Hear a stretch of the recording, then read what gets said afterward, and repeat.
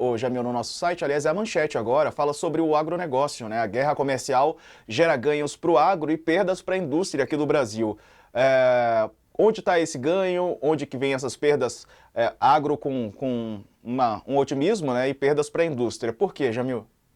É um estudo, um primeiro levantamento feito pela Universidade Federal de Minas Gerais, a primeira tentativa de calcular o quanto nós ganhamos ou perdemos com essa guerra comercial. E aí, o que os economistas fizeram de uma forma muito, na minha opinião, muito correta, não calcularam apenas as tarifas americanas, mas também, por exemplo, a retaliação chinesa sobre os Estados Unidos. Ou seja, a guerra comercial, não só o tarifaço de Donald Trump. O que foi calculado, basicamente, era o pacote inteiro. E aí, o que eles chegaram à conclusão? A primeira delas, que o agro de fato ganha. O agro brasileiro ganha mais ou menos aí 4 bilhões e 300 milhões de dólares a mais em exportações. Por quê? Porque, claro, a China colocou retaliações sobre os produtos americanos em 34%. Isso abre o mercado chinês para outros fornecedores. Qual o outro grande fornecedor agrícola? O Brasil. Então, aí, claro, o agro brasileiro ganhando, e aí, principalmente, na verdade, essencialmente, a soja.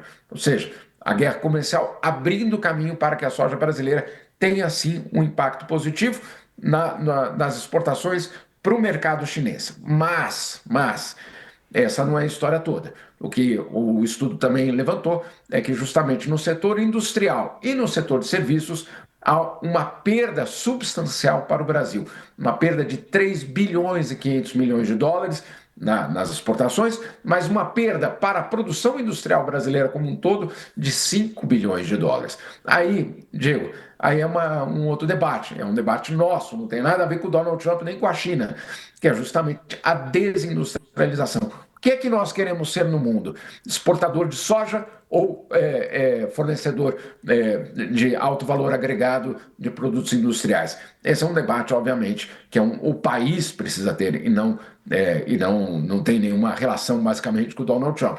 Esse é o primeiro estudo, um estudo que mostra também, por exemplo, de 46 produtos que eles avaliaram, só 6 produtos brasileiros vão ter algum tipo de vantagem no mercado internacional, todos eles na área da agricultura. Então, é claro, é um saldo positivo para o Brasil, mas é um saldo positivo, primeiro, muito pequeno, né, em comparação à perda para a indústria, e, em segundo lugar, é absolutamente setorial. É o setor do agronegócio, basicamente da soja, que vai ganhar com essa guerra comercial. Não o país como um todo. Ah, mas então a soja ela tem o potencial de levar regiões inteiras para algum tipo de benefício? Sem dúvida nenhuma, sem dúvida nenhuma. Mas nós sabemos que, obviamente, manter o país na exportação de produtos primários não é exatamente um projeto de industrialização.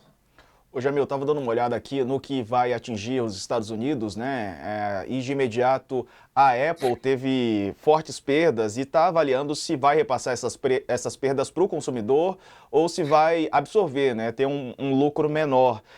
O iPhone, por exemplo, outros produtos que são produzidos pela Apple. As lojas online Amazon e eBay também podem ser atingidas. Boa parte dos produtos vendidos por essas lojas online vem da China, né? Ele fez uma exceção, o Trump, para semicondutores. Segundo uma revista aí dos Estados Unidos, isso deve poupar empresas como a Nvidia, que fabricam unidades de processamento gráfico com chips de Taiwan. Ainda assim, a empresa está entre as que perderam maior valor de mercado, né? Jamil estava vendo o número, é impressionante, 393 bilhões de dólares, ficando só atrás da Apple, que perdeu 533 bilhões de dólares de uma canetada só do Trump, né? Olha, e aí é curioso, porque se você for ler a lei, o decreto, aquele da quarta-feira, ele, obviamente, ele tenta minimizar essas perdas para os setores que ele depende. Então, por exemplo, não há tarifas para o ouro, para o cobre, para os semicondutores, para alguns setores muito específicos que os Estados Unidos não têm produção ou que precisam, de fato, dessa produção para abastecer no mercado interno por uma questão de segurança estratégica, inclusive, do país. Então, semicondutores entram nesse cálculo, mas você tem toda a razão, e aí é essa reorganização que nós estamos vendo. Como me disse outro dia o embaixador Rubens Recupero, o que o Donald Trump faz é virar de ponta cabeça o comércio internacional.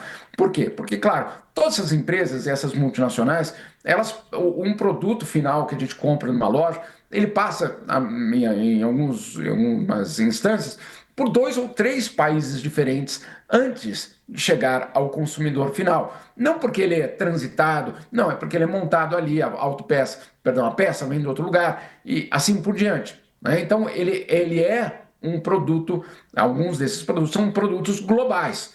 Quando você, obviamente, interrompe ou o fornecimento num produto daquele país, ou, como fez o Donald Trump, coloca tarifas a todos os produtos, não é um setor só, isso atinge basicamente desde o insumo até talvez a capinha, por exemplo, do celular. Isso significa que, obviamente, toda a indústria mundial, toda a multinacional está, neste momento, repassando, revendo toda a sua cadeia de fornecimento, todos os seus fornecedores, para tentar entender como isso vai impactar nos seus negócios. Não é só que o iPhone vai ficar 10% mais caro se ele vier de tal país. Não. Dentro daquelas peças do iPhone, de onde vem? E, claro, qual é a tarifa que vai ser cobrada. Então, é realmente, Diego, uma reorganização do comércio mundial, como a gente poucas vezes viu na história.